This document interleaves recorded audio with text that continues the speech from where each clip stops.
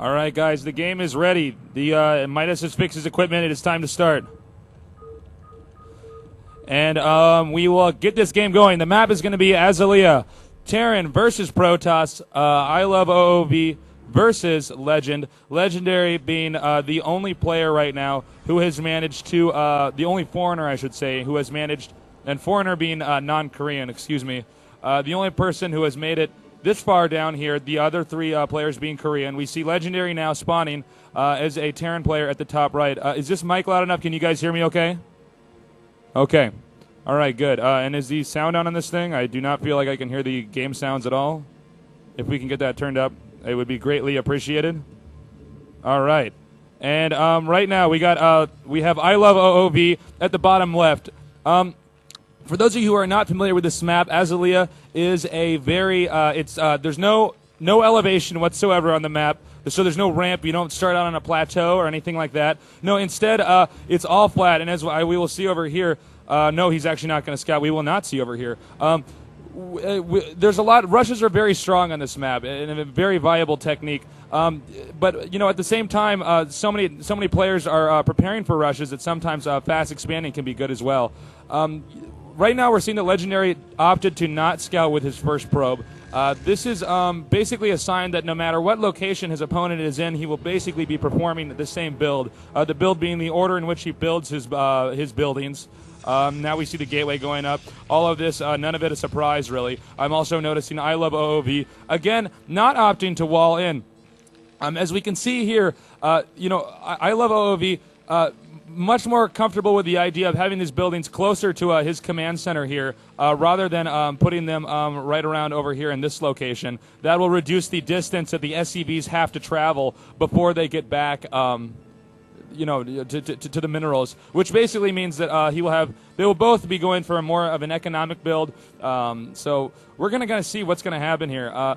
This has been a great WCG down here at Italy. There's been a lot of upsets, a lot of really great games. I was upstairs watching Testy versus Midas and Draco versus I Love OOV, and I was very, very impressed with the games that were played up there. I almost hope that perhaps tomorrow I can broadcast those replays. I would be more than happy to see those games again. Draco barely, and I mean barely, losing to I Love OOV in a very impressive game.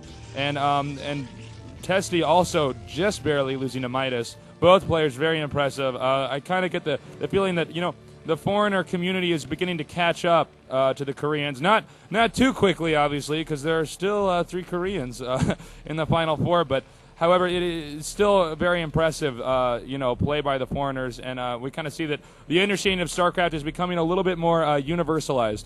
Now we see I Love OOV scouting once again. Legendary has not scouted yet. Now this is actually a little bit surprising because, excuse me, normally we see Protoss, or actually almost any race, scouting by now at this point in time in the game. Instead, he's opting to get a much more economical build. He's going to be doing a 2-gateway Dragoon rush with Dragoon range. As I said earlier, rushes are always a possibility on this map, and doing something like this, you know, it doesn't really surprise me. I think he wants to rush in here. He knows that I Love OOV does not wall in. Perhaps he thinks he can break this. OOV, rallying his Marines over here, an attempt to block any scouting probe that might be coming into his base. Scouting SCV of I Love OOV, scouting through the base. He built the pylon strategically to block it off from going around this way, up this back path over here. And more Dragoons continue to be produced. The scouting probe only just now going out. He will see that, well, he sees that there's no wall-in. Legendary only scouting just to see, you know, scouting as fast as possible, trying to make up for the fact that he did not scout earlier. But he's scouting as quickly as possible. OOV setting his Marines out, perhaps to intercept a probe before it gets to his base. I'm not sure. He's setting the Dragoons, into the opposite location. He is not spotting the wall-in. He's actually looking for the wall-in right now. However, I Love OOV did not wall in. But due to the process of elimination, he's going to end up finding the spot that he is in anyways.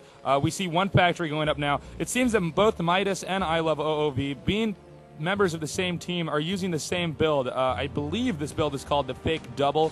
It essentially looks like you're doing a Joyo push, which is a two-factory. Okay, I'm not even going to talk about this right now. We got a Dragoon Rush coming. A Dragoon Rush coming up here. As you can see, he's pulling back the weaker Dragoons from the Marines. The Dragoons slightly outranged the Marines. He did pick up a lot, and that was a pretty effective rush. OOV planting mines, although he planted them down here. I think it would have been more ideal if he had planted them up here, since I think the AI would have actually be moving the Dragoons over here. Now we're going to see, will he trip these mines? No, he will actually, there's a hole in this minefield, so to speak, and he will end up getting down there. And actually, this might be very serious already. It's because the minefield was completely useless. The tanks, oh my god, this game might be very short. In fact, we're now seeing the Dragoons get in here right now, doing some very heavy damage. OOV retreating behind this factory right over here. We now see the SCVs being pulled off the minerals. This could be a very short game if Legendary can control his units correctly. Now, almost all of the workers of OOV being pulled over here up at this. Essentially, he's using the workers to help fend off this rush. The tank did go down. That will affect him. Unfortunately, this Dragoon is very wounded, and now he is in Dragoon heaven. So we will continue to see. We see that Legendary deciding that at that moment there is no longer a need to continue to resupply that attack. He definitely did the damage. He pulled off his opponent's workers and managed to kill the first tank. That will affect the push timing later on in the game, since the Terran push towards the Protoss base is centered around the tank. So we're going to have to see how much impact this will have on the game. And on that note, I will take a break and drink a little bit of water because I am very thirsty. Okay, I'm back, and as we can see, not much has changed in those few seconds. Legendary, going to put up a Nexus over here pretty soon, and Legendary's going to put up the Nexus over there. And OOV scouting around the map with his with some bikes, vulture bikes. Everybody always gets mad that I call them bikes, but if I call them vultures, people who don't play the game will wonder why there are not birds flying around on the screen. So that is why I call them bikes and not vulture bikes. Plus, vulture bikes is a really long word to say. So going back to the game, we now see a Reaver drop strategy going on here. The Reaver, a very powerful unit which fires explosive scarabs, normally dropped in the mineral line of the opponent's workers. He can basically blow up chunks of the workers and slow down his opponent's economy. And slowing down your opponent's economy is very good in a game like StarCraft because it's an economy-based RTS. You have to figure out ways to gather more resources and get ahead of your opponent. You have to figure out ways to mass up more troops and get more expansions so that you can ultimately overwhelm him and crush him. So there's a lot of strategy that goes on in here. And with that being said, I would have to say I do personally, and of course this is only my opinion, but I would gladly argue it to the death, is that I think StarCraft is the most difficult and complicated game that has been created thus far in gaming history. It's highly competitive. And it's not only competitive in the Korean community, which I think is a kind of an incorrect stereotype, which is often given. It's actually competitive throughout the entire world. There's good players in almost every country, and on every continent. So it's going to be great. Now going back onto the game, we see that this shuttle is going to be flying in here with the Reaver. And will OOV get the SCVs on time? His quick reaction, he does pull them out, but Legendary's quick reaction as well picks it back up. Now he did manage to pull this back over here. He did OOV picking off the mine so that could not be used against him. All right, now the Reaver about to be dropped again, but he cannot. He has to be very careful. This turret will shoot down the shuttle, which is carrying the very slow Reaver right now. He's I see also a Dragoon contain going on out here. Perhaps he might use that to apply more pressure, perhaps dividing OOV's forces, pulling them a little bit back more to the front. Looking over here, we see that, ooh, very sexy, ooh. We see he's going to be doing a rush for carriers while this is going on. Oh, but that rush for carriers, that's going to, okay, what we basically saw there was the harassment unit, which was attempting to buy time to keep OOV inside of his base. The shuttle was lost, which means that OOV will be more likely to push earlier rather than later, which means he needs to get these carriers out very fast. Legendary knows the mistake he's made due to bad control, perhaps a bit nervous under the pressure right now. He has lost that shuttle, and right now, initially I was going to say perhaps Legendary had an advantage, especially with that rush, but I'm going to hand that advantage back over to OOV, as I do believe that losing the shuttle with the Reaver is one of the worst things that can possibly happen to you early game in Protoss versus Terran. Oh, I hate carbonated water. All right, now we got the carriers now coming up here in just a little bit.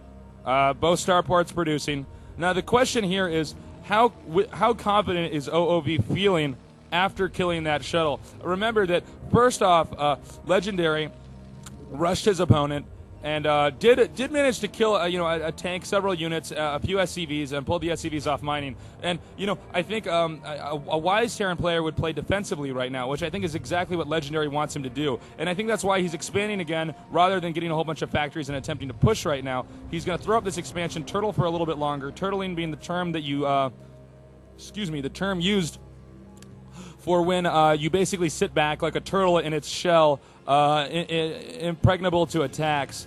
You sit back and you macro up, building up as many units as possible, and then pushing out later. Right now we see another shuttle, and I think this is an absolutely necessary thing for Legendary to do. He has probably cut Dragoon production in order to produce this shuttle right now, which means he will be very vulnerable to a push. But he must keep the shuttle in here if he expects to keep OOV matted down in his base while the carriers are produced. I would say you need about 4 carriers. This is just my opinion, because I am a StarCraft player as well. You need about 4. Okay, hold on. Reaver drop going on over here. Okay, we did manage to get those Reavers. Those SCVs, and that will affect OOV's economy. And this one-on-one, who wins? Yeah, I think the Reaver does. And that is why bikes suck against Reavers. And we're going to see right now that, he's using this shuttle basically to pull OOV's forces back and forth over here. Meanwhile, carriers are being produced, and we already have 2 over here. I believe if he can get those other 2 out, it'll be very difficult for OOV to deal with. We are now seeing the armory get thrown up, which means he will be capable of producing. Oh, don't do it! Okay, no, he's got an observer though. He saw that. It will be possible for OOV to produce Goliaths on the okay. I'm almost curious if perhaps he scanned this, if he already saw this. This is a lot of times why I think if you do a build like this, you're probably better off actually hiding the starports somewhere else down here, or someplace that is not as likely to be scanned. The Nexus getting done, and the probes will be transferred there late. I do not see any probes being sent on the map. And I do see OOV deciding to push. And oh my god, where does he get all these guys from? His macro is so good. Okay, well, we see he has about 8 Dragoons ready to fight this off. But the carriers will come in handy in holding off this assault. I think if Legendary does happen to lose this game, it will be basically due to the fact that the Reaver was lost earlier. So what's going to happen is he's going to need to use this Reaver. He's going to attack this and then scoop it back up in an attempt to pull back, get the Reaver. But no, he does not. He was frozen in fear. And I see the carriers now coming out here. We have about 3, and a 4th one will be out very soon now. Although I'm not sure if he... Okay, no, he might be able to hold this. However, the probes here will suffer. I love OOV's. Okay, it's a good game. That was a brief game. A little bit of a tactical error. Not the most exciting game we've seen down here. But, it was a good game. You can actually learn a lot from seeing a game like that. And I forgot to save the replay. I hope they saved it, because I didn't do it. Whoops.